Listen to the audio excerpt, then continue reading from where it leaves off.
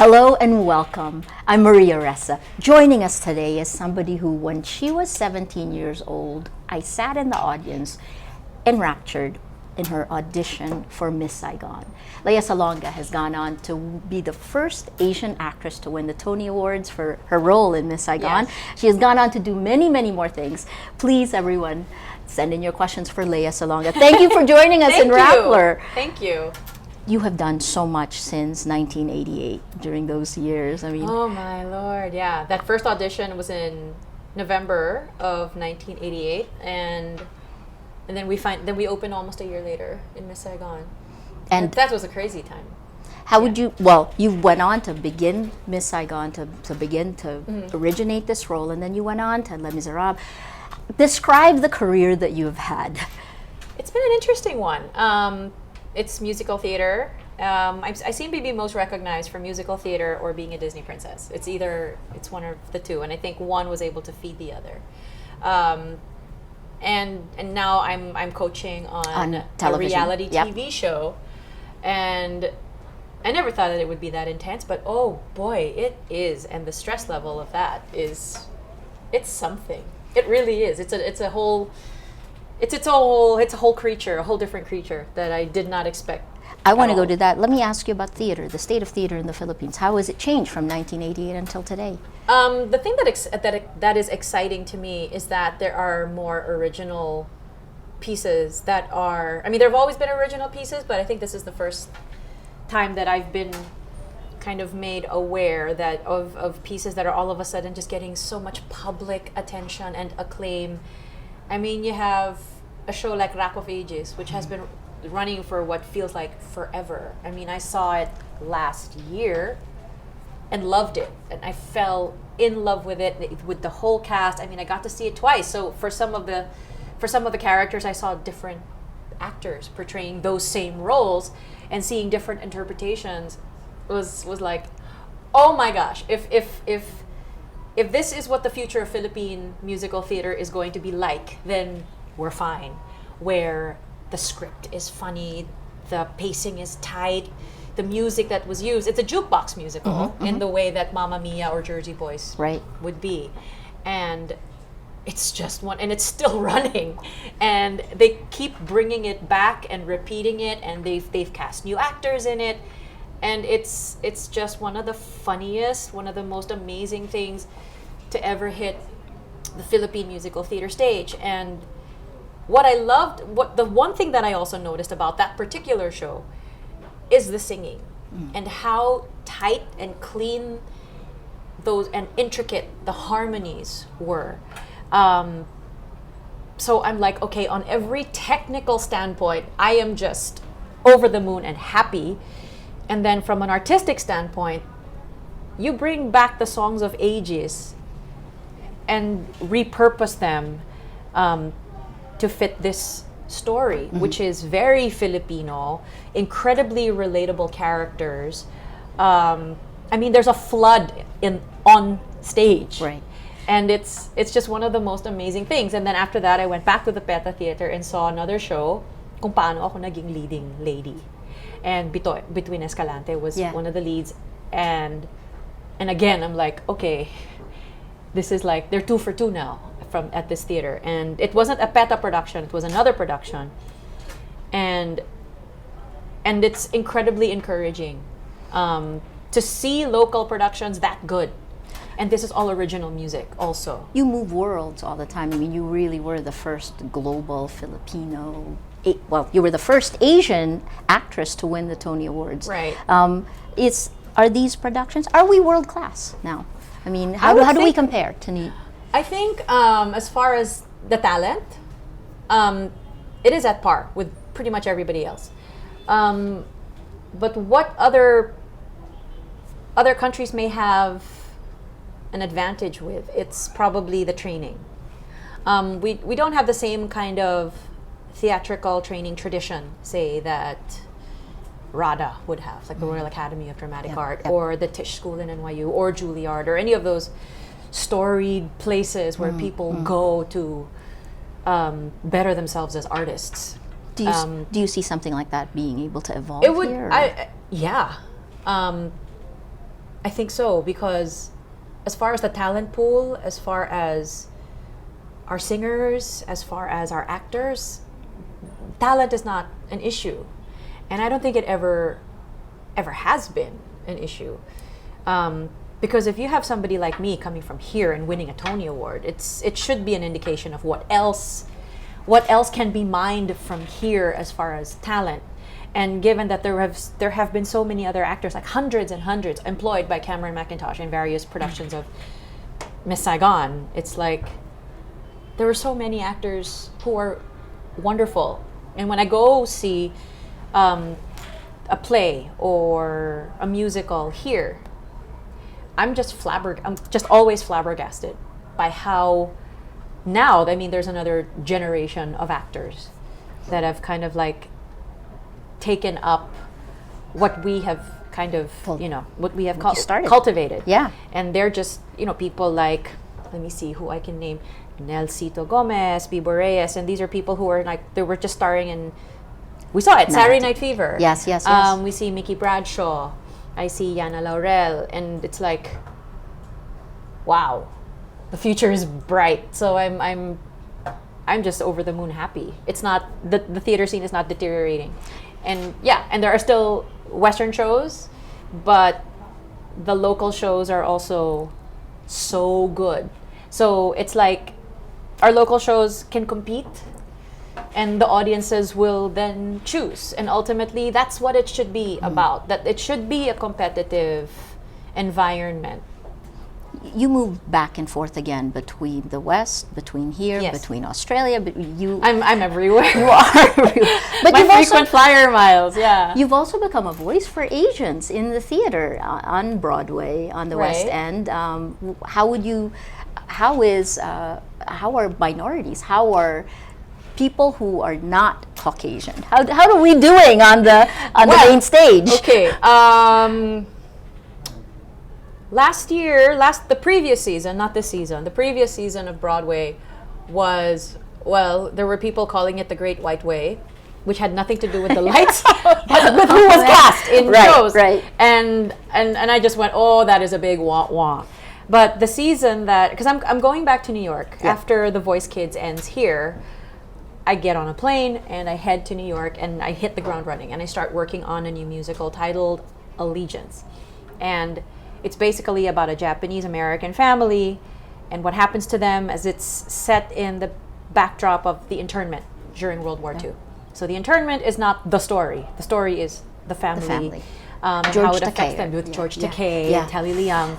And looking at the cast list, it's like there are less than 10 Caucasian actors in the company, and everyone else, it's a cast of like 23 people, and there are very few white people in this company because the story is really about the internees, and it's about this family, and about a war, and about what happens when it's me in a war. I mean, what's going You're on? always in a war. I'm always set against the backdrop of a war. There's a war, there's a conflict, there's some sort of revolution happening.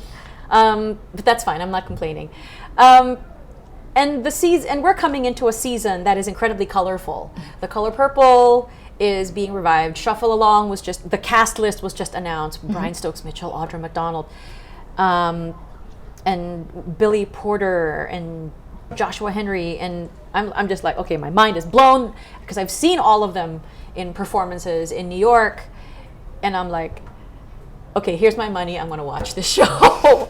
And Hamilton, which is a huge, huge, huge hit, and it was created by the same guy that did In the Heights, Lin-Manuel Miranda. Nice. And when In the Heights was here, actually, in the Philippines, he came. and Bobby Garcia brought him over, and so he was able to actually give notes. Here's the creator of the show giving notes to a local production, to the actors, and and I was there at the note session. I'm like, I have to sit here and watch this, because how often does an opportunity like this take place? And I think he considers himself an honorary Filipino. He knows so many of the terms so much better than a lot of other people do. And I will give credit to his, he had an ex-girlfriend who was Filipina. Oh, so he's comfortable here. So he's very comfortable, Yeah. and a really, really lovely man. And all of the success that he gets, therefore, is absolutely well deserved. And he's one of the nicest people that I've ever met. And a creative force now. And so Hamilton is running away with the audience's hearts, and I can't wait to see it when I get there. I am definitely going to watch it and cheer because, hey, my friend wrote the show. It's awesome. So it's a very colorful season. Do you think anything that the local production, Rock of Ages, do you think that could ever make it into Broadway? It would have to be translated first, Right, into English. But is it too but culturally? It might be very culturally specific to the Philippines. I think it has to be something that's universal and relatable. I mean, yes, it's relatable to us, and we get all of the inside jokes. We understand flooding. We understand having to wear your galoshes for much of the year because the water levels don't go down. That you have to ride a boat to get from one point to another, and the suffering of the people. It's very local. It's very specific to our experiences here as a tropical country that gets visited by typhoons for half of the year. So yeah, I'm going to get to that much later on because you have a question at some point regarding leadership later. Yes, so yes. I'm going to bring it back to that. You can. Yeah, so I think it has to be something that, yes, it is relatable to us locally, but I think it has to be relatable everywhere else. It has to be something that, I can totally relate to that.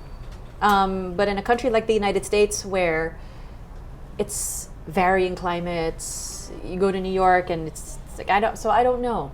I think it has to be something that hits a nerve with theater goers that go to Broadway in the same way that it hits our nerves here. Let me throw you to where you are now, The Voice. Okay. Was this something, television, from theater to different parts of the world to television, and The Voice here in the Philippines? Yes. What does this tap? Why are you doing it? They asked, and they were asking for a long time. ABS-CBN was courting, and I think even they will admit, we've been courting her for a while. And it just, at first when they were first starting to ask about my participation, scheduling was, my schedule is very, very difficult. I'm a moving target, so it's very difficult to schedule anything. And so I think we waited, and once the timing felt right, then it was like a yes. And the minute I said that, the whole machine just started going very, very quickly. And then here came the promo shoots, and then we have blind auditions, and they're starting on this date and on this date. These are your fellow coaches. These are the people that you're going to be sitting in a row with. We have to test the chairs. We have to do TV appearances, blah, blah, blah. The most exciting part about it is when our backs are turned and all of a sudden somebody special starts to sing. It's one of the best experiences. And I don't know what it's like for the person who's actually waiting, but it's heartbreaking for us when we don't turn. It's heartbreaking for me when I'm not able to do this, because I would love to just be able to do that for everybody and hit that red button and turn my chair, but I can't. I have a finite, there's a finite number that I can say yes to. And in that first season, I could only say yes to 13 people. I could only have 13 people on my team. I said yes to more because I would have to end up in a multi-chair competition with either one other person or 3 other people or 2 other people. And how do you choose those 13? I mean, it's like if you get the goosebumps, if you get, even if it's somebody really raw, you turn because, my heart is beating fast, and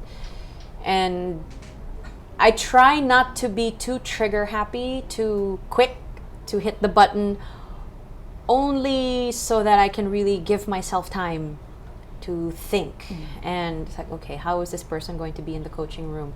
What kind of experience do I think this is going to be? And if all of my systems are like, go, go, go, just hit. And then there are some people, after one line, you just know. You want them, like right away. Yeah. And I think there have been more of that for me. I've pressed the button very, very quickly. Connected to this, I mean, what is it like to be an artist now in the age of social media? Oh my goodness, all of a sudden you're given another tool with which to promote and get the word out about your work. So that's not a bad thing. That said, it means that everybody and his brother then has another tool with which to promote, and send the word out about their work. It could be a good thing, it could be a bad thing. It's great for those that really have something to offer as far as their art. Not so great when the marketplace is then flooded with the mediocre and the terrible. And then how do you then weed out, okay, this is when you weed out the chaff from the wheat. Right. So how do you know who's good? Besides the reputation of that artist. Like, how do you know? Because there are so many other technological tools that can mask real talent, and that can be frustrating. You also have tremendous courage. I mean, early on Twitter, you go out. You're pretty vulnerable. You're straightforward. Very. Yeah. It's a good thing and it's a bad thing. Any downside to this? Where is it a good thing? Where is it a bad? The great thing is, it's like, I think people off the bat know what my personality is like, and I'm outspoken. I can be very opinionated. But I try not to get myself killed. Let's put it that way. Yeah, because I love life a little. I love life a lot. So I'd like to continue living life. So I'm very careful with But when I do give an opinion about something, then it's like I have to go full out. I have to express it in terms that people will get, and sometimes my opinions can be very polarizing. I post a lot about marriage equality. I post a lot about the RH bill. I will post about traffic being so terrible and wanting to kill myself sometimes when I'm stuck on EDSA for 3 hours getting from Alabang, which is where I live, all the way to ABS-CBN, which is where I work. Right. And when I have a coaching session scheduled for 5 o'clock and I get there at 8, and even after I leave at like 3 o'clock and get to the coaching session, like, oh my God, having to profusely apologize because someone on EDSA decided to be an idiot, then yes, I will absolutely just let it out somewhere. And so I let it out on Twitter. A lot of the times I will get, depending on the topic, depending on the posting, some of the topics can be very polarizing. Yes. And divisive. Well, on something like RH bill, which it took 14 years to pass through Congress, and you were very outspoken. I was very very vocal. Was it difficult to take a position? Did you do the right thing? I knew that for me, I had to do the right thing. And this is even after conversations with friends of mine that were Catholic priests. And their position, they had, and many of them were Jesuits. So yes, I love the Jesuits. and I'm biased. I went to Ateneo, so yes. And these are conversations I would have, and I would have a conversation with one. I can't name him, obviously, but we would have this very, very mental, intellectual conversation. And that was a topic. And he said, from a secular standpoint, I'm in favor of it. If it's for the betterment of our citizens, if it's for the betterment of women, if it's going to be a positive thing for our society as Filipinos, I'm absolutely in favor of it. As a Catholic priest, obviously I cannot. Yes, that part I understand. I understand that as a Catholic priest, you cannot be telling your flock, go out and buy contraception, or here, use condoms, or you cannot, in your position. But as a member of secular society, there's nothing wrong inherently with it. And do you think you made a difference? I don't know that I did. I absolutely don't know. I mean, I know that I have. That's a polarizing thing, and then I'd be getting tweets or Instagram things of, it's like, yes, I'm a fan of yours, but I'm not in favor of this. And then I would make patol, and then I'll be like, why? Because my religion says, okay, if it had nothing to do with religion, then why? Why are you just blindly following religion, or did you actually stop, think about it, and then make a stand? Because if you are just blindly following, kasi sabi ng pare, wag sumunod. It's like, that is a reasoning I will not accept. I will not accept because somebody else said so. It's like, no.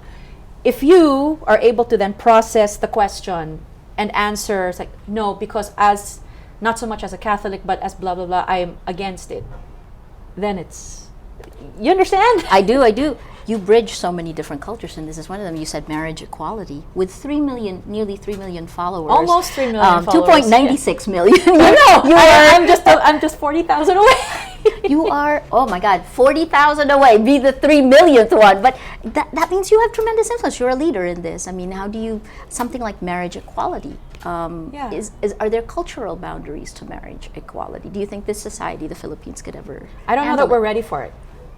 I honestly don't think that we as a society are ready. We may be too religious as a society. I mean, I'm not saying that as a slam against religion. Yeah. It's just a state. It's just the state of our world. We're not ready. This country is not yet ready. There are members of the society that are absolutely prepared, who will absolutely support marriage equality. I have way too many gay friends and relatives to not be supportive of marriage equality. And my stance on this, again, is as a member of secular society and as a Christian woman. Okay, on the religious side first, Jesus gave 2 commandments. 2. It's love your God with all of your heart and with all of your soul. And the second one is love your neighbor as yourself. So, did he say, therefore, unless that person happens to be gay or lesbian or trans? Last I checked, those words were not in the Bible, and I'm not going to make an assumption, therefore, that Jesus Christ, more than 2,000 years ago, made those exceptions. And I'm sure that gay people existed even back then. So when you say love their neighbor, that has to be all-encompassing. That cannot just be, it can't be like cafeteria neighbor. Na guapo, I will love thy neighbor as I love my Lord. Hindi pwede. It cannot be like that. You have to, you have to challenge yourself and say, this is somebody that, I mean, I've been surrounded by gay people much of my life, so it's not even an issue. But there are a lot of people that don't come into contact with gays and lesbians on a regular enough basis for it to not even make a difference. It's like, it shouldn't even be in anything. The person you ride with every day on the Jeep heading to work probably is gay and was probably at that conference, the Kerry Becky conference in Araneta Coliseum. Your music teacher could be, your acting coach, your boss, your barista, you just don't know. But for those of you who are like against marriage equality, you have to ask yourself why. And I will not accept because my priest said so. I will not accept that. And you challenge answer. people on social media. You challenge on these perspectives. Well, if people are challenged, and if they see another perspective, and if it doesn't change their point of view, then sige, I will respect that na lang. So So what are the issues where you take leadership? What are the issues that matter to you enough to take a position and convince? It's issues like the RH bill, issues like marriage equality. I think those two really are the big ones. And the thing about the RH bill for me, it isn't just about contraception, which seems to be the one sticky, difficult point that so many people seem to be so obsessed with. Like, it's not just that. I mean, it's maternal health. It's keeping on a mother from dying while she's having a child. It's telling a couple, okay, you've had this many children, Mrs., hindi na po kaya ng katawan ninyo. If you have another child, you could die. It's advising couples of things like that. And then having the couple make educated decisions. I mean, what is so wrong with arming our citizens with information? It's like, what's the worst that could possibly happen? And that's the kind of leadership that I would like to see. So you are a leader in theater, you're a leader on television, you're a leader in so many different fields. But let's talk about politics. That's very nice to hear. No, It's very clear looking at your feed, right? But in politics, Rappler has a series called Hashtag the Leader I Want. Oh, okay. I'm gonna start using this. Moving into Yes, elections are 2016 elections. Tell me what it looks like. I'll be What home is next year for elections. what is hashtag the leader you? What kind of leader Hashtag do the you leader want? I want.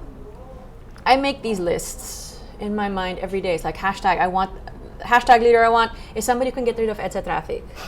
I mean, it's things that are that simple. I mean, hashtag it's someone that can figure out that this color coding thing does not work. It doesn't work because if it did, we would not have EDSA traffic that lasts for 3 hours from one end of it to the other. Leader I want can figure out wonderful public transportation for our citizens. I mean, we need it where the bus drivers don't try to kill one another trying to get passengers, and in doing so try to kill private citizens in their cars. You know, I feel like there's a side swipe in my future just waiting to happen, and I think a lot of people in their cars feel the same way. Leader I want, it's somebody who stamps out corruption. I mean, we'd love to see that happen. Somebody who makes the arts a priority. Because when you do, and I think it was Gerard, my brother, who found something that in advanced societies, in the more advanced societies, they're the ones who give priority to the arts. If you look at the societies in the US, the UK, and I think even Singapore and Hong Kong, when they give priorities to their orchestras, to their symphonies, to their theater, filmmaking, television, it's like, especially in the UK where you have things like Downton Abbey, and when you have all of these amazing actors that come out of there, and it's like if you build Field of Dreams, if you build it, they will come. So I would love a leader who gives priority to the arts. I understand if a leader says we can't, there are so many other burning needs, then give it to somebody who has like a whole lot of money to burn, who would love to spend the rest of their lives making arts a priority. I mean, if the government can't handle it, I get it. Your funds are so thinly spread as it is. Then, let me just, as an example, we have the CCP. Yes. Which is government owned. Right. So the government, kung hindi nyo kaya, I'm sure that there's a private citizen out there who would privatize it. And because there are private citizens who would, I'm sure, love to take it on. Let's talk about art then. Do you distinguish between commercial and artistic? I try not to. I try not to make the distinction between the two. That when I do something for the art, that the commerce can tie in to it also. When I do a concert, when I stand up and there's a few musicians behind me, with every song that I sing, I have to present it as a piece of art and not just as a piece of commerce. That if I decide to sing I Dreamed a Dream or On My Own, and it's an audience and they've seen me do this on YouTube, they've heard the recordings, they've got it on DVD, but when I'm in front of them and they're watching, I have to make it into an experience that hits the heart, that it's not just, okay, I'm gonna sing on my own because this is what you guys paid for. Right. No, I don't want it to be like that. I want for the experience for the audience to be as best as I can do it. It's, oh, that was different from what I saw on YouTube. I mean, YouTube can only show you so much. Right. To uplift in the... To kind of change the experience for the person watching, say, 15 feet in front of me. Or introduce a song that I love and, that an audience may not have heard me sing. And turn that into an experience for me. For me, the art of what I do is telling a story with as much clarity and emotional connection as I absolutely can. That's what I do. Aside from you now, for anyone who is an artist or who wants to sing, their social media brings them from here to New York. in a Yeah, flash, in a right? heartbeat. How do we distinguish then? When you were talking about social media earlier, how do you distinguish between something, again, on the flip side, that is commercial versus artistic? Since it's so easy for anyone to be an artist, anyone to be Apparently. a journalist, right? Where's your line? How do you find them? I think they say beauty is in the eye of the beholder. There you go again. Yeah.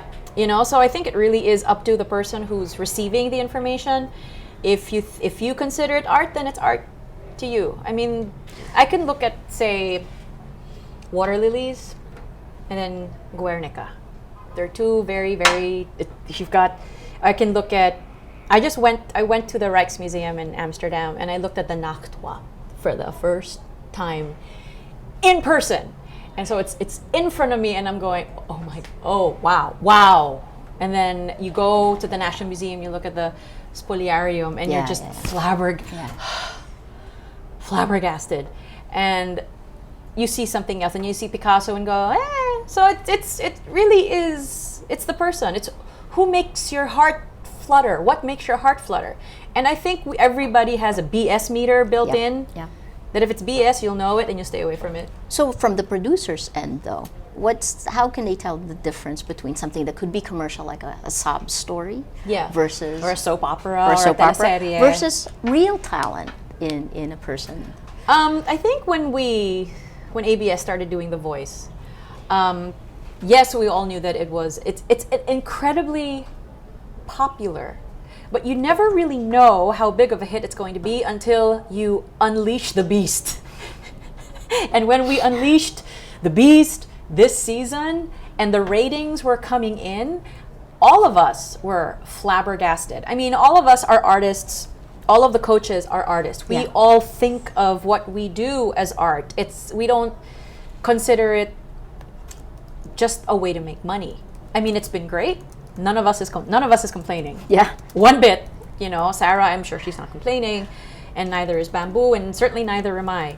But I don't think any of us, or the staff, or the higher-ups at ABS expected ratings of 40 and above to come in regularly. We were all happy once we were like, we're at 30-something. It's like, yay, that's wonderful! And then the ratings kept climbing, and we're like, what have we unleashed? What's going on?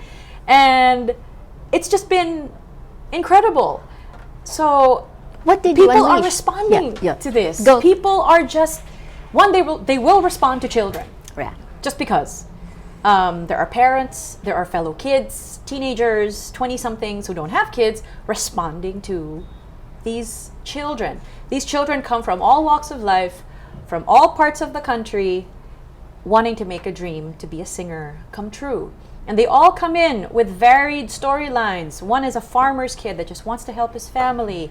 The other one has been a singer for however long and has appeared on a TV show already.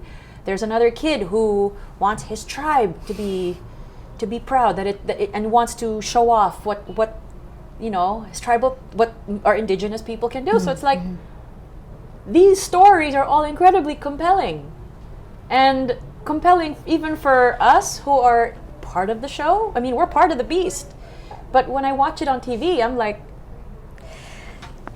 my jaw starts to It's drop. like art and reality TV. I mean, nothing is Yeah. ever. It all You comes never think together, that right? that these two words would actually, you'd think that they'd be mutually exclusive. Yeah. But the artistic venture actually turned out to be incredibly commercial. It Because these kids, we're uplifted training these kids reality. to be artists. We're not just training them to, sige, okay na yan. And none of them ever leaves a coaching session with me saying, sige, okay na yan.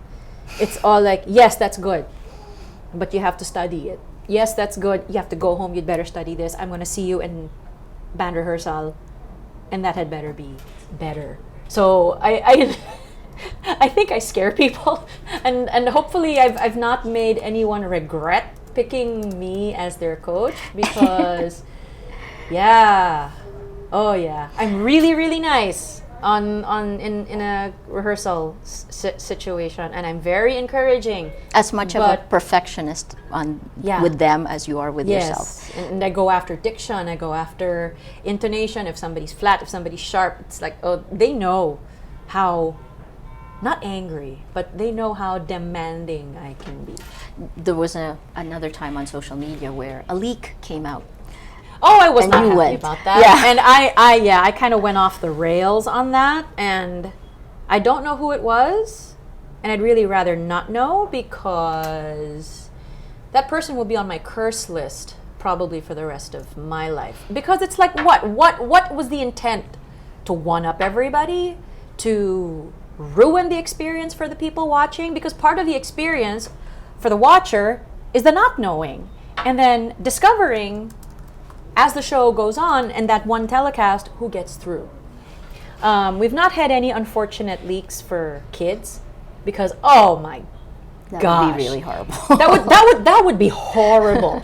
I can understand for the adult season doing this, but if you do it for the kids season, then you are just absolutely the most terrible human being. Just right up there with the worst of the worst to do this to children.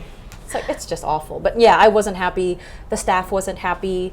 I think the people who handled our social media sites needed to work like double time and overtime to make sure that no more leaks would happen again. I have two last questions. Okay. One is your social media. Again, what you see is what you get. Yeah. I hear your voice on social media when you're when you see on a there, rant, right? it's like you can hear it. Yeah. Are rules that you set for yourself? Do you have any rules? How would you? I try not to use profanity anymore, because I figured, you know what, there are children that read my feed, so it's like, you know what, I'll try to be creative, and I figured that the person reading my post will understand, and if they read my posts enough, they get the tone, they get the degree of what's going on and emotionally, and they're like, yeah, she wants to swear, but she can't. An American and a Filipino would look at your posts differently. Do you speak to I any think so. particular audience? I think so. I think part of my sense of humor, once I start getting sarcastic on Yes. posts, and I have to actually enclose in parentheses sarcasm intended, just so that Filipinos don't get it as much. Not as much as the Americans do. I think sarcasm is a very American invention, where even young children employ it. My kid employs it. She knows what it absolutely is, and I didn't latch onto it until I was older. But yes, yeah, like not everybody here at home understands that a slow clap is an Not a good expression thing. of sarcasm. This is sarcastic. A slow clap is sarcastic. It's not a good thing. You're also the most active of the judges on social Twi- media. yeah. On Twitter, right? I think so. And Bamboo's probably the next one. And I've asked Sarah, how come you're not as... She will read. She Right. will, to all her fans who are pop stars who happen to be watching this, binabasa niya naman lahat. She reads, because I see her on her phone, and my immediate assumption is, sino tinetext mo, be, boyfriend mo ba yan? And it's not. She's reading her Twitter feed, and she reads the posts that people say and write while tagging her. And she's very, very sensitive. I think my skin is just a little thicker. She's really mabait, and she's very sensitive. I think if somebody bashes her on the internet or on social media, she gets hurt. And you just, at some point, I remember you just said, if you do this to me, I will block you, right? At some point, you just... At some point, you have to say enough is enough. It's like, you know what? You're not even worth a reply. You're just getting blocked. You do not even merit me saying I'm blocking you. I just block you. That's that simple. My last question is, it's many, many moons since 1988. Yes. 88. 88, When you auditioned, yeah. and you have so many awards under your belt. You have the world to move in. I mean, you are I'm pretty very lucky, yeah. successful. Right? If you go back to your 17-year-old self, anything you would tell that person about lessons, heartaches, things to No. avoid? Because what kind of a life is it if when you know everything that's going to happen to you? You can't know, shouldn't expect. I guess I don't think I would advise my 17-year-old self of anything, because it wouldn't be as exciting.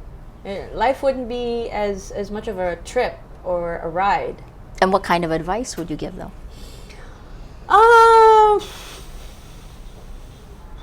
know.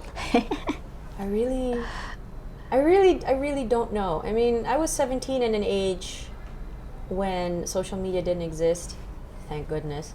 And you pursued your own path. I mean, Yeah. you didn't fit the stereotype didn't of what kind a of- Filipino artist or star on television, right? Yeah, Is that not really. No.